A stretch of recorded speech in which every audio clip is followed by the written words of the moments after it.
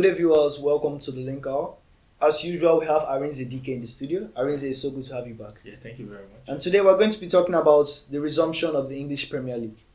Arinze, what's your take on the resumption of the English Premier League? Well, what a very good and fantastic time to have the EPL back. You know, due to the pandemic, things in football have been shaky, to say, you understand. But it's nice to have football back. It's nice to have football back. We're going to be talking about the relegated teams and the newly promoted teams. What do you have to say about the relegated teams?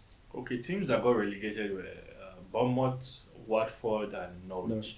Norwich City, they didn't really play too well in the Premier League, though they beat Manchester City and had a few good results. Yeah. But they didn't really make good signings to stay up in the Premier League because it's a different thing to play in the Championship. Yeah. And it's a whole different ball game in the Premier League, you understand?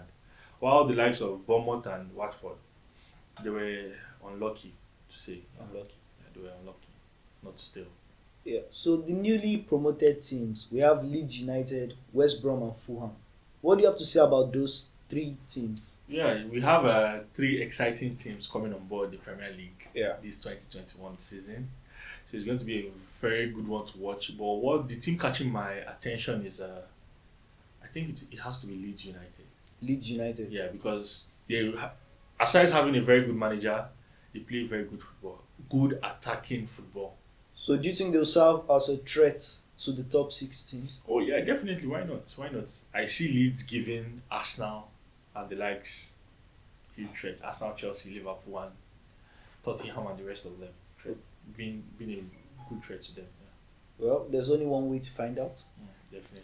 So let's talk about the signings during the transfer window. Okay. With Chelsea having the busiest transfer window ever.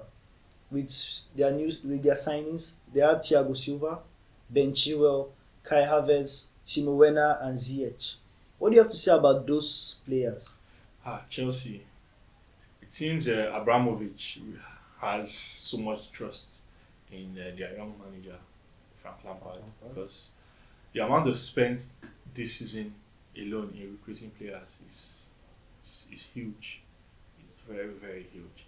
And then they got, like all the names you mentioned, exciting talents. Yeah. Especially Timo Werner, Ziyech, and Kai Havertz. Those are their three main big buys this season. And I feel they will shine in the Premier League, definitely. Let's move on to Man City. Manchester City, they didn't really sign players this season. Okay. They got Nathan Ake. They have Ferran Torres and Sarr. What do you have to say about those? Oh, okay. Nathan Ake is a good defender coming in. He's coming from Bournemouth, relegated Bournemouth. Yeah. Well, he's actually a very good defender. But my issue is Manchester City, they have a very leaky defense.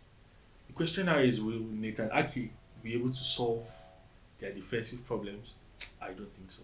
You don't think so? Yeah, but Ferran Torres coming in to join Manchester City is more like a replacement for Leroy Sané. You're saying. Yeah. Then move on to Arsenal. Mikel Arteta signing Williams from Chelsea. He has Sabayo, Gabriel, and Aubameyang renewing his contract with Arsenal. Yeah, Arsenal it's really, really disappointing, you know. Yet another transfer window, but big names are not really coming in. You understand? Willian has been in the Premier League for a long time. He has been in the Premier League for a very, very, very, very, very long time, and he has a very good experience to bring on board. But my issue now is he's old. I think he's about 32. He's 30. He's 32 years old. Yeah. So what Arsenal needs is young blood, fresh. Willian, not a good signing for me. But Saliba, Ceballos, and Gabriel, good signings. At least to try and see if they can solve their defensive problems. Well, we have Manchester United signing Donny van de Beek. That should be their only big signing of the transfer window. So do you think Van de Beek can make a difference in the United squad? Well, I don't think so. What I feel is probably Van der Beek was brought in to sit on the bench yes, to sit on the bench because who do you see him replacing in Manchester United's first 11? Nobody. Van der Beek is more of an attacking player, and in Attacking attack, midfielder. Manchester United, yeah, attacking midfielder, Manchester United have Bruno Fernandes and Paul Pogba. So, who would they drop for Van der Beek to play? Well, they can put Matic down. Yeah, but Matches is more of a defensive midfielder. Are you trying to say Van der Beek will play as a defensive midfielder? Well, This Man U coming need season? more. Man U need to attack more this season, Oh, okay. but they need defense because their defense is not too strong. Harry Maguire is not that good at the defensive position, so they need to bring in new defenders. I think the attacking is okay. They Oh, have good strikers, good players, young bloods. Then they have Paul Pogba, experienced World Cup winner. yeah, definitely. And Yeah. it seems they are trying to sign Jadon Sancho from Borussia Dortmund. Yeah, they are trying to bring in Sancho. Bringing in Sancho will make Man U's attack bloody this season. Yeah, it will, but what will happen to Mason Greenwood? Because Sancho plays more on the right wing, and that is Greenwood's favorite position. So if they bring in Sancho to play there, where do you see them fitting Mason Greenwood? Well, Greenwood can also strike. He's both-footed. He's a gifted player, so they can put down Marshall for Greenwood to play. They need young people in front. Marshall is getting old. They need to make way for the younger ones to come in, and they need Sancho because he's experienced. Greenwood is just a new player, 17 years of age, and putting those new players in Champions League, they need experienced players to guide them. Oh, Mason Greenwood can't go against the likes of PSG or Barcelona in the Champions League. He's too young. He can go against them fine, but he needs that experience. He needs the old bloods, those that are used to the game, those that have been there, they've done that. He needs them. Mason Greenwood is used to the Europa League. He has played some games in the Europa League, scored wonderful goals, scores from any angle. But he needs those players to come in. Social needs to bring in players for the young ones to learn from. okay. So I think that's why he signed Van de Beek. Right now, Manchester United has one of the best midfielders in the world. They have Paul Pogba, Bruno Fernandes, and Donny Van de Beek. Yeah. Very good midfielders. Very good. Very good indeed. So those midfielders they can strike. So Manchester United attacking position this season is going to be great. All right. If they bring in Sancho, that's it. All right. Okay. Yeah. So let's talk about the league prediction. Where do you see the formal teams? Liverpool crown champions Yeah. with Man City following. Then Manchester United's lucky win to put them in the third position. Chelsea below. Yeah. Which teams do you see entering the top 5 this season? First of all, I'd like to speak on the Champions League positions. Personally, I'm an Arsenal fan, but I want Chelsea to win the league with all the signings they've made. I feel they have everything it takes to win the league. You understand? So I'll probably say Chelsea champions 2020-2021 season with Liverpool, Man City and Arsenal finishing in the top 4 to qualify for Champions League. Chelsea, Liverpool, Man City, Arsenal. Arsenal, yeah. So which team do you think will enter the 5th position? Well, for the 5th position, probably Manchester United or Tottenham, between one of them. Manchester United or Tottenham? Yeah. Oh, Well, definitely Man U. I want Man U, Tottenham, and Wolves to finish in those Europa League positions. okay.